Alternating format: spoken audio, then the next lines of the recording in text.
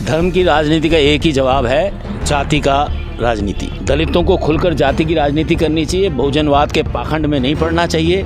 अगर दलित की राजनीति करेगा तो वो जो धर्म की राजनीति को हराने में सहयोग कर पाएगा। नमस्कार, मैं शंभू कुमार सिंह और आप देख रहे हैं नेशनल दस्तक। मेरे साथ अशोक भारती हैं। अशोक जी से मैं हमेशा इसलिए बात करता हूं कि SC ST OBC माइनॉरिटी की बात तो हम सब करते हैं, राजनीतिक सामाजिक बात करते हैं, लेकिन आर्थिक पक्ष कैसे सुधरेगा? और जब तक आर्थिक पक्ष नहीं सुधरेगा आप ना तो सामाजिक रूप से ना आर्थिक रूप से मजबूत नहीं हो सकते हैं। SC ST सब प्लान को लेकर ये लगातार अवेयर रहे हैं। मैं भारती जी का लगातार ट्वीट फॉलो करता हूँ। इन्होंने लिखा है कि कब तक हम बहुजन यूनिटी की बात करते रहेंगे, शेड्यूल कास्ट तो कम से कम यूनाइट हो जाए। भारती जी क्या कहेंगे? जिस तरह की राजनीति हो रही है, धर्म की राजनीति बीजेपी अब खुल्लम खुल्ला कर रही है। यूपी का चुनाव भी धर्म पर होगा।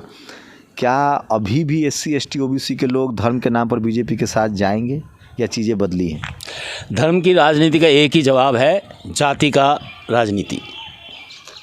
दलितों को खुलकर जाति की राजनीति करनी चाहिए, बहुजनवाद के पाखंड में नहीं पड़ना चाहिए। अगर दलित की राजनीति करेगा तो वो जो धर्म की राजनीति को हराने में सहयोग कर पाएगा। लेकिन कैसे होगा जब अगर आप OBC 60% है, आज भोपाल में OBC को प्रदर्शन नहीं करने दिया गया, शेड्यूल कास्ट मान लीजिए 25% है, तो आप कैसे टुकड़ों में बटे रहेंगे? तो आप सरकार बना पाएंगे? नहीं, OBC है कहाँ? OBC तो हिंदू है। OBC में जाति की चेतना कहाँ है? बेचारे राम मनोहर लोहिया जी उनमें जाति की चेतना लाते वो गुजर गए। उन्होंने कहा, उन्होंने तो नारा दिया था, संसोपा ने बांधी घाट, सोमे पावे पूरे 60। अरे तुम्हारी ताकत इतनी है, अगर तुम चाहते 60 क्या, तुम तो पूरा का पूरा खा लेते थे। लेकिन चेतना होगी तब खाओगे ना। लेकिन आज तो OBC बीजेपी शासित मध्य प्रदेश में, जो कि प्रयोगशाला है RSS का, वहाँ शिवराज सिंह चौहान के घर का घेराव कर रहा है। और वहाँ SC ST और OBC minority Chandrashekhar Ravan lead कर रहे हैं, जैस जो आदिवासियों का संगठन है वो लीड कर रहा है, OBC महासभा लीड कर रहा है। नहीं, इससे कोई फ़र्क नहीं पड़ता। राजनीति में बदलाव इन प्रदर्शनों से नहीं होते। राजनीति में तो कंसिस्टेंट तरीके से आपको अपनी राजनीतिक ताकत बनानी पड़ती है। और मुझे लगता है कि जो मध्य प्रदेश में OBC जो प्रदर्शन कर रहे हैं वो मुद्दे को लेकर कर रहे हैं, राजनीति को लेकर नहीं कर रहे हैं। जब तक OBC हिंदुत्व की राजनीति के खिलाफ, हिंदू की राजनीति के खिलाफ, मैं दोनों चीज़ कह रहा हूँ, हिंदू और हिंदुत्व की राजनीति के खिलाफ जाति के आधार पर ताल नहीं ठोकेंगे, उनको दूसरों के प्रति आश्रित रहना पड़ेगा। यूपी चुनाव को कैसे देख रहे हैं? यूपी चुनाव में जो है, मुझे लगता है कि दलित और पिछड़े वर्ग के ज़्यादातर लोग फैसला कर चुके हैं। और मैं यही बताता हूँ कि बहन जी की सरकार नहीं आ रही है। माइनॉरिटी किधर जाता दिख रहा है? माइनॉरिटी के बारे में अभी कुछ कहना मुश्किल है, लेकिन मैं समझता हूँ कि वो धर्मनिरपेक्ष लोगों की तरफ जाएगा। कांग्रेस कुछ खेल बिगाड़ पाएगी वैसी कांग्रेस?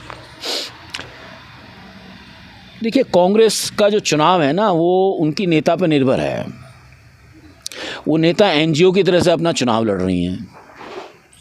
ठीक है, वो स्लोगन बहुत अच्छा है, लड़की है लड़ सकता है, लड़ सकती हैं। लेकिन सवाल ये है कि अभी तो चुनाव अखिलेश यादव के नेतृत्व में ही लड़ा जाएगा। अखिलेश यादव। लेकिन जिस तरह से बीजेपी हिंदू कार्ड खेल रही है और वो पिछड़ी, जिस तरह से अखिलेश की रैलियों में भीड़ जुट रही है, आप खुद करें, क्या पिछड़ी जातियाँ, अदर बैकवर्ड क्लासेस धर्म के फोल्ड से निकल रही है? उसको लग रहा है कि मार उसको भी उतनी ही पड़ी है? नहीं, उत्तर प्रदेश में मेरी समझ ऐसी है कि धर्म का कार्ड और पाकिस्तान का कार्ड चलने वाला नहीं है। अब नहीं चलेगा? पिछली बार तो जम के चला। पिछली बार चल गया था। काट की हांडी बार बार नहीं चढ़ती ना। लेकिन बीजेपी के पास और भी तो तर्कस में तीर हैं। वो तो 27 OBC। मैं समझता हूँ कि स्ट्रेटेजी के तौर पर मैं आपके साथ ज़रूर इस बात से सहमत हूँ कि इस देश में अगर रणनीति के तौर पर कोई सबसे बढ़िया पार्टी है तो भारतीय जनता पार्टी है। लेकिन मुझे लगता है कि जब जनता खड़ी हो जाती है तो कोई रणनीति काम नहीं करती। लेकिन अखिलेश को कैसे देख रहे हैं? अखिलेश जी का पहला कार्यकाल, उसमें वो बहुजन आंदोलन को लेकर, रिजर्वेशन को लेकर बहुत मुखर नहीं थे। अब कुछ बदलता हुआ दिख रहा है? नहीं, अखिलेश तो चेहरा है, लड़ तो जनता रही है।